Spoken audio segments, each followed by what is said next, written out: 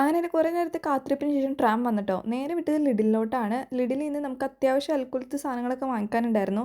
ആദ്യം തന്നെ ഞാൻ ട്രോളി എടുത്തു എൻ്റെ ഭാരങ്ങളൊക്കെ ഇറക്കി വെക്കാനായിട്ട്.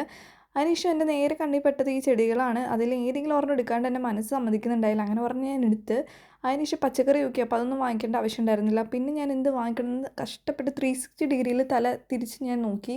അങ്ങനെ എന്തൊക്കെയോ ഞാൻ വാങ്ങിച്ചെടുത്തിട്ടിട്ടുണ്ട്. ലാസ്റ്റ് കറിക്കൊന്നും ഇല്ലല്ലോ എന്ന് ഓർത്തപ്പോഴാണ് ഞാനെന്നാ വിചാരിച്ചു എന്തെങ്കിലും മീറ്റ് ഐറ്റംസ് എന്തെങ്കിലും വാങ്ങിക്കാമെന്ന്. അപ്പോഴാണ് ദേ കിടക്കുന്ന ഓഫറിന് നമ്മൾ പോർക്ക് എന്ന് പറയും. പോർക്ക് 2.5 കിലോന് ഏകദേശം ഇവിടെ ഒരു 1400 രൂപയാട്ടാവും കൺവേർട്ട് ചെയ്യുകയാണെങ്കിൽ. അങ്ങനെ അതൊക്കെ വാങ്ങിച്ചിട്ട് ഞാനെല്ലാം പാക്ക് ചെയ്യാണ്. ഈ പാക്കിങ് കഴിഞ്ഞിട്ട് ഇതും ചുമന്നിട്ട് ട്രാം സ്റ്റേഷനിലോട്ട് പോകുന്നൊരു പോക്കുണ്ട്. അതാണ് അൺസഹിക്കബിൾ. കാരണം അത്യാവശ്യം നല്ല വെയിറ്റ് ഉണ്ടായിരുന്നു.